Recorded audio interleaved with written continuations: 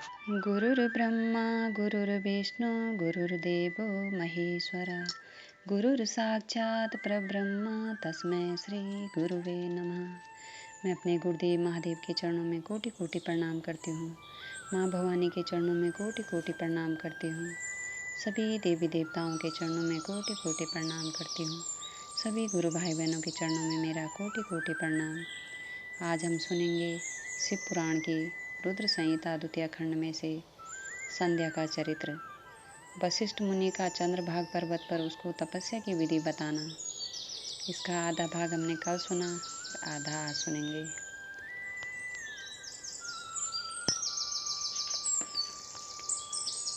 वशिष्ठ जी बोले, भद्रे, तुम इस निर्जन पर्वत पर किस लिए आई हो?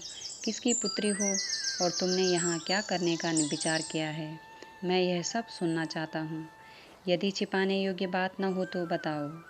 महात्मा वशिष्ठ की यह बात सुनकर संध्या ने उन महात्मा की ओर देखा।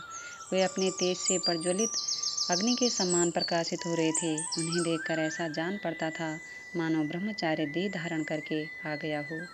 वे मस्तक पर जटा धारण किए बड़ी शोभा पा रहे थे। संध्या ने उन तपोधन को आदरपूर्वक प्रणाम करके कहा। संध्या बोली, ब्राह्मण, मैं ब्रह्मा जी की पुत्री हूँ। मेरा नाम संध्या है और मैं तपस्या करने के लिए इस निर्जन पर्वत पर आई हूँ। यदि मुझे उपदेश देना आपको उचित जान पड़े तो आप मुझे तपस्या की विधि बताइए। मैं यही करना चाहती हूँ। दूसरी कोई भी गोपनीय बात नहीं है। मैं तपस्या के भाव को, उसके करने के नियम को बिना जाने ही तपोवन में आ गई हूँ। इसलिए चिंता में सूखी जा रही हूँ और मेरा हृदय कांपता है। संध्या की बात सुनकर ब्रह्मा वेताओं में श्रेष्ठ वशिष्ठ जी ने, जो स्वयं सारे कार्यों के ज्ञाता थे, उससे दूसरी कोई बात नहीं पूछी। वह मन ही मन तपस्या का निश्चय कर चुकी थी और उसके लिए अत्यंत उद्यमशील थी। उस समय वशिष्ठ ने मन से भक्त वत्सल भगवान शंकर का स्मरण करके इस प्रकार कहा। वशिष्ठ जी बोले, सुभानने, जो सबसे महान और उत्कृष्ट तेज है, जो उत्तम और महान तप है तथा जो सबके परमाराध्य परमात्मा है, उन भगवान शंभु को तुम हृदय में धारण करो।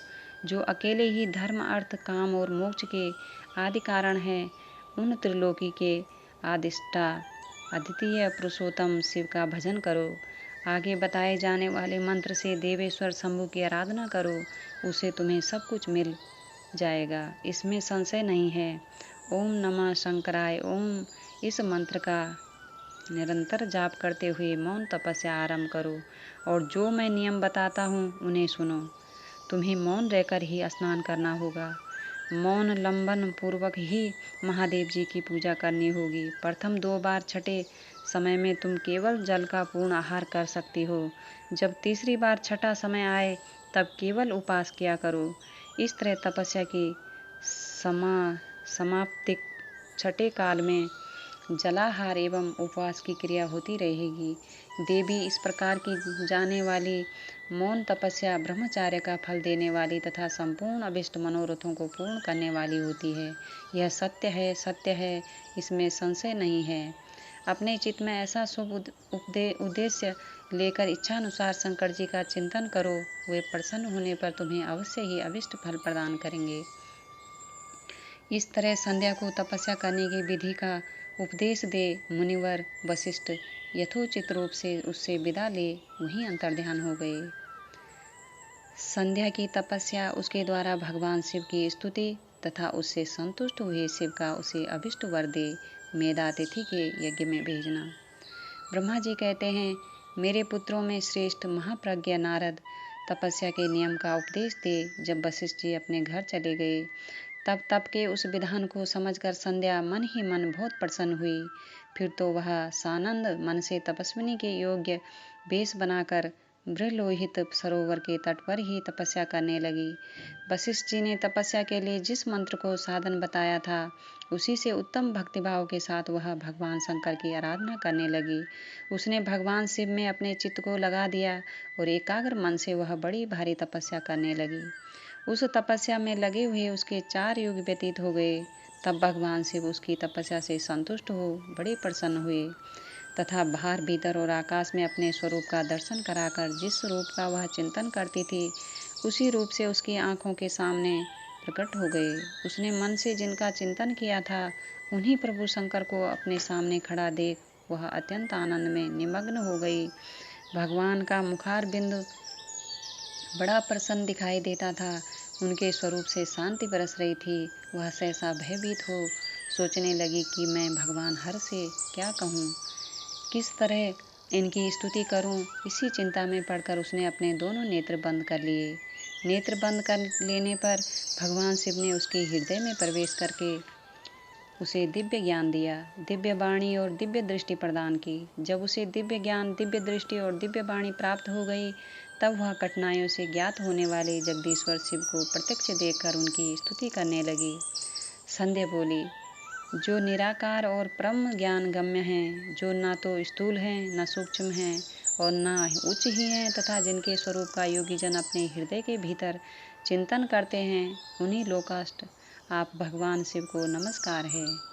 जिन्हें सर्व कहते हैं, जो शांत स्वरूप, निर्मल, निर्विकार और ज्ञान गम्य हैं, जो अपने ही प्रकाश में स्थित हो प्रकाशित होते हैं, जिनमें विकार का अत्यंत अभाव है, जो आकाश मार्ग की भांति निर्गुण निराकार बताए गए हैं तथा जिनका रूप अज्ञान अंधकार मार्ग से सर्वथा परे है, उन नित्य प्रसन्न आप भगवान शिव को मैं प्रणाम करती हूँ। जिनका रूप एक अद्वितीय शुद्ध बिना माया के प्रकाशमान सच्चिदानंदमय सहज निर्विकार नित्यानंदमय सत्य ऐश्वर्य से युक्त प्रसन्न तथा लक्ष्मी को देने वाला है, उन आप भगवान शिव को नमस्कार है। जिनके स्वरूप की ज्ञान रूप से ही उद्भावना की जा सकती है, जो इस जगत के सर्वथा भिन्न हैं, इस जगत से सर्वथा भिन्न है एवं सत्व प्रधान ध्यान के योग्य आत्मस्वरूप सारभूत सबको पार लगाने वाला तथा पवित्र वस्तुओं में भी परम पवित्र है, उन आप महेश्वर को मेरा नमस्कार है। आपका जो स्वरूप शुद्ध मनोहर रत्नमय आभूषणों से विभूषित तथा स्वच्छ कपूर के समान गौर वर्ण है, जिसने अपने हाथों में वर अभय शूल और मुंड धारण कर रखा है, उस दिव्य चिन्ह में सगुण साकार विग्रह से सुशोभित आप योग युक्त भगवान शिव को नमस्कार है। आकाश, पृथ्वी, दिशाएं, जल, तेज तथा काल ये जिनके रूप हैं, उन आप परमेश्वर को नमस्कार है। प्रधान प्रकृति और पुरुष जिनके शरीर रूप से प्रकट हुए हैं, अर्थात वे दोनों जिनके शरीर हैं, इसीलिए जिनका यथार्थ रूप अव्यक्त है, उन भगवान शंकर को बारंबार नमस्कार है। जो ब्रह्मा होकर जगत की सृष्टि करते हैं, जो विष्णु होकर संसार का पालन करते हैं तथा जो रुद्र होकर अंत में इस सृष्टि का संहार करेंगे, उन्हीं आप भगवान सदाशिव को बारंबार नमस्कार है। जो कारण के भी कारण है, दिव्य अमृत रूप ज्ञान तथा अणिमा आदि ऐश्वर्य प्रदान करने वाले हैं, समस्त लोकांतरों का वैभव देने वाले हैं, स्वयं प्रकाश रूप हैं तथा प्रकृति से भी परे हैं, उन परमेश्वर शिव को नमस्कार है, नमस्कार है।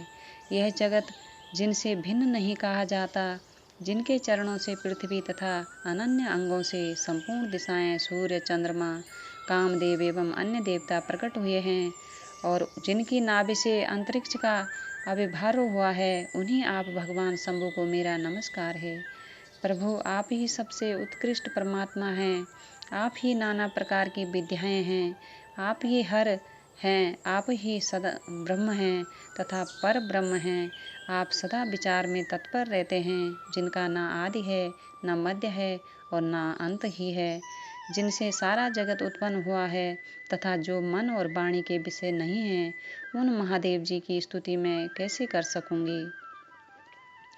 ब्रह्मा आदि देवता तथा तपस्या के धनी मुनि भी जिनके रूपों का वर्णन नहीं कर सकते, उन्हीं परमेश्वर का वर्णन अथवा स्तुवन मैं कैसे कर सकती हूँ। प्रभु, आप निर्गुण हैं, मैं मूढ़ स्त्री आपके गुणों को कैसे जान सकती हूँ। आपका रूप तो ऐसा है जिसे इंद्र सहित संपूर्ण देवता और असुर भी नहीं जानते। पर महेश्वर, आपको नमस्कार है। तपोमय, आपको नमस्कार है। देवेश्वर शंभु, मुझ पर प्रसन्न होइए, आपको बारंबार मेरा नमस्कार है। नमः शिवाय। नमः शिवाय, नमः शिवाय। अपने गुरुदेव महादेव के चरणों में कोटि कोटि प्रणाम करती हूँ। माँ भवानी के चरणों में कोटि कोटि प्रणाम करती हूँ। सभी गुरु भाई बहनों के चरणों में मेरा कोटि कोटि प्रणाम। सभी का बहुत बहुत धन्यवाद।